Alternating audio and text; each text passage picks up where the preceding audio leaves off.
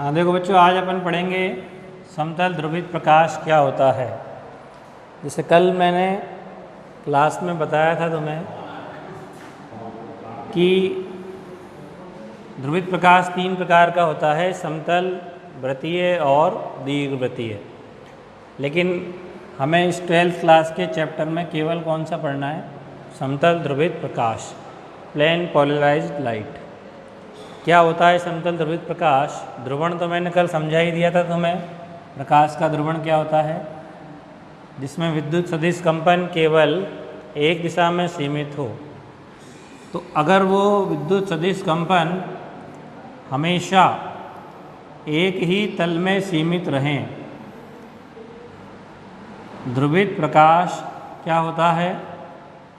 कल भी मैंने तुम्हें समझाया था। जिसमें विद्युत सदिश कंपन घटक हमेशा एक दिशा में सीमित रहें, वो कहलाता है ध्रुवित प्रकाश। और समतल ध्रुवित का मतलब क्या है? अगर विद्युत सदिश कंपन तरंग संचरण की दिशा के लंबवत हमेशा एक ही तल में सीमित रहें। क्या हो? एक ही तल। तल मतलब जैसे मान लो ये x डायरेक्शन है, ये y, तो xy तल हो गया ये ब्लैक बोर्ड। तो ये xy तल में ही कंपन सीमित होने चाहिए। यानी ऐसा नहीं कि जैसे अभी कंपन इस तरह से हो रहे हैं और कुछ समय बाद इस तरह से होने लग जाएं, ऐसा नहीं होना चाहिए। मतलब हमेशा जब तक प्रकाश संचरित होगा माध्यम में, तब तक उसके कंपन हमेशा एक ही तल में होने चाहिए।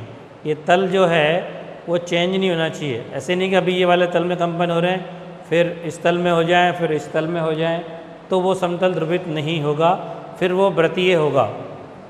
या यूँ दिखा सकते हैं अपन चित्र में, मान लो संचरण इस तरफ हो रहा है और कंपन यूँ हो रहे हैं इस तरह से, तो इसी तल में होने चाहिए कंपन। ऐसा नहीं कि अभी इधर हो रहे हैं फिर इधर होने लग जाएँ कंपन, फिर थोड़ी दूर जाने के बाद इधर होने लग जाएँ, इधर होने लग जाएं, तो फिर ये कौन से टाइप का कहलाएगा? वृत्तीय ध्रुवित प्रकाश। क्योंकि जो कंपनों के सीड्स हैं वो एक वृत्त को फॉलो कर रहे हैं, इसलिए कहलाएगा वृत्तीय ध्रुवित प्रकाश। हालांकि हमें इस चैप्टर में केवल कौन सा प्रकाश पढ़ना है? समतल ध्रुवित प्रकाश। तो समतल नाम से ही समझ में आ जाना चाहिए तुम्हें कि समतल का मतलब समान तल, यानी विद्युत सदिश कंपन हमेशा एक ही तल में रहें, समान तल में रहें, बदले नहीं तल, तो वो कौन सा प्रकाश कहलाएगा? समतल ध्रुवित प्रकाश। ठीक है। अब समतल ध्रुवित प्रकाश में दो चीज़ें, दो डेफिनेशन हम समझेंगे। नंबर एक तो कंपन तल और दूसरा ध्रुवण तल। तो कंपन तल किसे कहेंगे? जिस तल में कंपन सीमित हैं, जैसे चित्र में दिखा रखा है, इसी तल में कंपन होंगे, इसके अलावा दूसरे किसी तल में कंपन होंगे नहीं, तो इसलिए ये तल क्या कहलाएगा? कंपन तल कहलाएगा। तो डेफिनेशन कैसे लिखेंगे? समतल ध्रुवित प्रकाश में वह निश्चित तल जिसमें विद्युत सदिश कंपन सीमित होते हैं, यानी कि तरंग संचरण की दिशा भी मौजूद होती है और विद्युत सदिश कंपन भी मौजूद होते हैं, वह तल जिसमें तरंग संचरण की दिशा और विद्युत सदिश कंपनों के घटक उपस्थित होते हैं, उस तल को क्या कहते हैं? कंपन तल कहते हैं। और दूसरा होता है ध्रुवण तल। ध्रुवण तल इसके लंबवत होगा। ध्रुवण तल क्या होगा? इसके लंबवत। तो चित्र में लंबवत अपन दिखा सकते हैं। ये कंपन तल के लंबवत हो गया, इसे क्या बोलेंगे? ध्रुवण तल। तो डेफिनेशन कैसे लिख सकते हैं इसकी? कंपन तल के लंबवत वह निश्चित तल जिसमें तरंग संचरण की दिशा तो उपस्थित हो, परंतु विद्युत सदिश कंपनों के घटक एब्सेंट हो, अनुपस्थित हो, नहीं हो। अब जैसे ये तल समतल इस तरह का तल है, इसमें कंपन तल इसको हम कह रहे हैं, कंपन तल में कंपनों के घटक मौजूद हैं और तरंग संचरण की दिशा भी मौजूद है, इसलिए इसका नाम है कंपन तल। और ध्रुवण तल इसके लंबवत इस तरह से है, इसलिए कंपन तल और इसके लंबवत क्या हो गया, ये ध्रुवण तल। तो इसमें तरंग संचरण की दिशा तो प्रेजेंट है, लेकिन कंपनों के घटक नहीं है, क्योंकि कंपनों के घटक तो इस तरह से हो रहे हैं ऊपर, इस तल में कोई घटक नहीं है। तो इस तल को हम क्या बोलेंगे, ध्रुवण तल। तो एक बार फिर से समझ लीजिए कंपन तल, ध्रुवण तल क्या होते हैं। एग्ज़ाम में क्वेश्चन पूछा जाता है कि समतल ध्रुवित प्रकाश में कंपन तल और ध्रुवण तल क्या होते हैं, समझाइए। तो समझाने के लिए डायग्राम तुमको बनाना पड़ेगा, और सबसे पहले कंपन तल की डेफिनेशन लिखेंगे तो क्या लिखेंगे, समतल ध्रुवित प्रकाश में वह निश्चित तल जिसमें तरंग संचरण की दिशा और विद्युत सदिश कंपनों के घटक उपस्थित हों, क्या कहलाएगा, कंपन तल। और ध्रुवण तल की डेफिनेशन क्या लिखेंगे, कंपन तल के लंबवत, लंबवत हो गया ये, कंपन तल के लंबवत वह तल जिसमें तरंग संचरण की दिशा तो उपस्थित है, लेकिन विद्युत सदिश कंपनों के घटक अनुपस्थित हैं, वो प्रेजेंट नहीं है, तो वो तल क्या कहलाएगा, ध्रुवण तल। तो दोनों एक दूसरे के क्या होते हैं, ये लंबवत होते हैं, कंपन तल और ध्रुवण तल। ये दोनों डेफिनेशन किसके लिए है, समतल ध्रुवित प्रकाश के लिए। अब हम कुछ समतल ध्रुवित प्रकाश प्राप्त करने की विधि पढ़ेंगे। तो विधि पढ़ने से पहले हमें प्रैक्टिकली ये समझना है कि समतल ध्रुवित प्रकाश को कैसे ऑब्जर्व करेंगे। तो कैसे ऑब्जर्व करेंगे, उसके लिए एक प्रैक्टिकल के द्वारा हम इसको समझ सकते हैं। कैसे समझेंगे, देखो, एक क्रिस्टल होता है जिसका नाम होता है टूरमेलिन क्रिस्टल। इसमें केवल एक अक्ष होती है जिसको बोलते हैं इसकी प्रकाशिक अक्ष। ये क्या है, टूरमेलिन क्रिस्टल, एक विशेष प्रकार का क्रिस्टल है। क्या नाम है इसका, टूरमेलिन।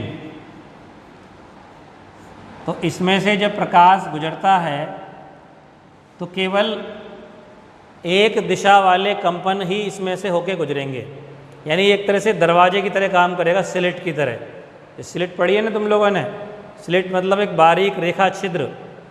तो जो इस रेखा छिद्र के पैरेलल होगा, समानांतर होगा, केवल वो ही पार होगा, और बाकी सारे के सारे घटक क्या हो जाएंगे, अवरुद्ध हो जाएंगे।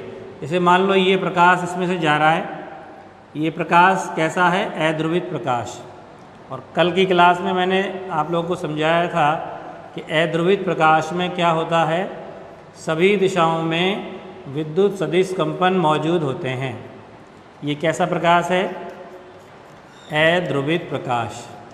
कैसा प्रकाश है ये, अध्रुवित प्रकाश, क्योंकि इसके निश्चित पोल नहीं है, इधर भी कंपन है, इधर भी है, इधर भी, कई दिशाओं में कंपन है। अब जब ये प्रकाश इस टूरमेलिन क्रिस्टल से पास होगा, गुजरेगा, तो जो इसकी प्रकाशिक अक्ष है, ये डॉट डॉट से मैंने जो दिखाई है वो क्या है, टूरमेलिन क्रिस्टल की प्रकाशिक अक्ष है। क्या है ये, प्रकाशिक अक्ष। तो जो कंपन, विद्युत सदिश कंपन जो इस अक्ष के पैरेलल है, समानांतर है, केवल वही इसमें होके पार होगा, और बाकी के सब क्या हो जाएंगे, अवरुद्ध हो जाएंगे। बाकी सारे कंपन क्या हो जाएंगे, अवरुद्ध। यानी केवल ये वाले कंपन इस क्रिस्टल से होकर गुजर जाएंगे और बाहर निकल जाएंगे, और बाकी जो दिशाओं के अलग थे कंपन, इधर वाला, वो सब रुक गए। सिंपल से लॉजिक है, दरवाज़ा एक हो पतला सा, तो जो आदमी खड़ा हुआ है वही पार होगा, बाकी पड़ा हुआ व्यक्ति क्या हो जाएगा, रुक जाएगा। तो ऐसे केवल ये वाला कंपन इस प्रकाशिक अक्ष से पार हो गया, तो बाकी के सारी दिशाओं के जो कंपन थे और वो सब रुक जाएंगे यहीं पर। तो अब जो ये प्रकाश हमें प्राप्त हुआ वो कैसा प्रकाश है, क्योंकि एक ही दिशा में कंपन हो गए तो कैसा हो गया, ध्रुवित प्रकाश। और इसके जो कंपन है वो एक ही तल में सीमित रहेंगे, इसलिए कैसा प्रकाश हो गया, ये समतल ध्रुवित प्रकाश। ये हमें क्या मिल गया? समतल ध्रुवित प्रकाश। तो टूरमेलिन क्रिस्टल के द्वारा कैसा प्रकाश प्राप्त कर सकते हैं? समतल ध्रुवित। अब अगर तुम्हें चेक करना हो, विश्वास नहीं हो कि समतल ध्रुवित हुआ कि नहीं हुआ, पता नहीं, क्योंकि प्रकाश तो दिखाई देता नहीं है, प्रकाश तो दिखेगा नहीं, तो कैसे विश्वास करें कि साहब ये समतल ध्रुवित हो गया कि नहीं हुआ? क्योंकि टूरमेलिन क्रिस्टल की प्रकाश अक्ष भी नहीं दिखाई देती, बहुत पतला सा सूक्ष्म होता है ये, तो ये दिखाई नहीं देता। तो कैसे पता लगे कि ये प्रकाश का ध्रुवण हुआ कि नहीं हुआ? तो पता लगाने के लिए क्या करेंगे, एक और क्रिस्टल लगा दो ऐसे कैसे ही यहाँ, इसी के समानांतर। टूरमेलिन क्रिस्टल ए के समानांतर एक और क्रिस्टल हमने उसी अक्ष पर अरेंज कर दिया। दोनों की अक्षें क्या हैं? एक दूसरे के समानांतर। इसकी अक्ष और इसकी अक्ष, इसकी भी ये प्रकाशिक अक्ष है, तो दोनों की प्रकाशिक अक्ष एक दूसरे के समानांतर हैं। ऐसी स्थिति में हमने एक और टूरमेलिन क्रिस्टल बी क्या कर दिया? समानांतर व्यवस्था में लगा दिया। अब क्या होगा? सामान्य से लॉजिक है, जो प्रकाश एक क्रिस्टल से पार होके निकला यहाँ से, वो बी से भी पार हो जाएगा, क्योंकि अवरोध कोई है ही नहीं, क्योंकि दोनों की प्रकाशिक अक्षें क्या हैं? एक दूसरे के समानांतर हैं। ये दरवाज़ा और ये दरवाज़ा एक दूसरे के पैरेलल है, तो जो इसमें से पार हो गया वो इसमें से भी पार हो जाएगा। और जब पार हो जाएगा और हम इसको देखें तो हमें जो तीव्रता दिखाई देगी, मैक्सिमम तीव्रता, प्रकाश की तीव्रता क्या दिखाई देगी? मैक्सिमम। मान लो ये कोई प्रकाश स्रोत है एस, तो ये तीव्र चमक के साथ दिखाई देगा, यानी मैक्सिमम तीव्रता के साथ चमकता हुआ हमें दिखाई देगा। इससे ये पता लगा कि जो प्रकाश इस क्रिस्टल ए से पार हो गया वो क्रिस्टल बी से भी पार हो गया, इसलिए हमें पूरा का पूरा प्रकाश दिखाई दे रहा है। अब क्या करें? इस क्रिस्टल को धीरे धीरे घुमाते जाओ, ऊर्ध्वाधर तल में बी क्रिस्टल क्या करते जाओ? धीरे धीरे घुमाते जाओ। इसको ऐसे कैसे ही रखना है, जैसे इट इज, जैसी पोजीशन में है वैसा ही, और क्रिस्टल बी को क्या करना है? धीरे धीरे धीरे ऐसे ऊर्ध्वाधर तल में क्या करते जाओ? घुमाते जाओ। तो हम देखेंगे कि ये जो मैक्सिमम तीव्रता हमें दिखाई दे रही थी वो धीरे धीरे घटती जाएगी। क्या होती जाएगी? घटती जाएगी। और जब ये बिल्कुल 90 डिग्री पे हो जाएगा, यानी कि ये क्रिस्टल तो हमारा एज इट इज़ ऐसे कैसे ही रखा हुआ है, ए क्रिस्टल में इसकी पोजीशन में कोई बदलाव नहीं है, और बी क्रिस्टल जो है उसको हमने कैसा कर दिया? 90 डिग्री पर। बी क्रिस्टल का कर दिया हमने 90 डिग्री पे कर दिया, ऐसे घुमाते हुए इसको 90 डिग्री हो गया ना ये, अभी तो खड़ा हुआ है ये, और फिर धीरे धीरे घुमाते जाएंगे, धीरे धीरे धीरे, तो जितना घुमाते जाएंगे वैसे ही तीव्रता क्या होती जाएगी? इसकी घटती जाएगी। और घटते घटते घटते इस कंडीशन में जब हमने ला दिया, यानी कि ये खड़ा हुआ और ये पड़ा हुआ, तो दोनों की प्रकाशिक अक्षों के बीच में कितना कोण हो गया? 90 डिग्री। उस कंडीशन में क्या होगा? जो प्रकाश हमें पहले मैक्सिमम तीव्रता का दिखाई दे रहा था, पहले प्रकाश इस कंडीशन में कैसा दिख रहा था? मैक्सिमम तीव्रता का, यानी जो बल्ब हम देख रहे थे प्रकाश स्रोत, वो मैक्सिमम तीव्रता का दिख रहा था, लेकिन अब उसकी तीव्रता 0 दिखाई देगी। क्यों? क्यों दिखाई दी जीरो तीव्रता? इसलिए कि जो प्रकाश क्रिस्टल ए से पार हो रहा था, एक क्रिस्टल से तो पार हो गया, अब ये कंपन इस तरह के हैं और अक्ष ऐसे पड़ी हुई है। अब मान लीजिए दरवाज़ा तुम्हारा यूँ पटक दें आड़ा, और तुम खड़े हुए तो कैसे निकलोगे दरवाजे में से? नहीं निकलोगे। तो ये भी वैसी स्थिति है, प्रकाश की अक्ष हमने ऐसे कर दी और कंपन यूँ है, तो एक भी कंपन बाहर नहीं निकलेगा, नहीं निकलेगा तो तुम्हें कुछ दिखाई नहीं देगा, तुम्हारे लिए शून्य तीव्रता ऑब्जर्व होगी। यानी प्रकाश ऐसे लगेगा कि प्रकाश स्रोत है ही नहीं, या बल्ब बंद हो गया, दिखाई नहीं दे रहा तुम्हें। तो इस प्रैक्टिकल से क्या साबित हुआ कि अगर प्रकाश का ध्रुवण नहीं हुआ होता, अगर मान लो प्रकाश का ध्रुवण नहीं होता, तो इसको घुमाने से तीव्रता पर क्या फ़र्क पड़ता? कुछ नहीं।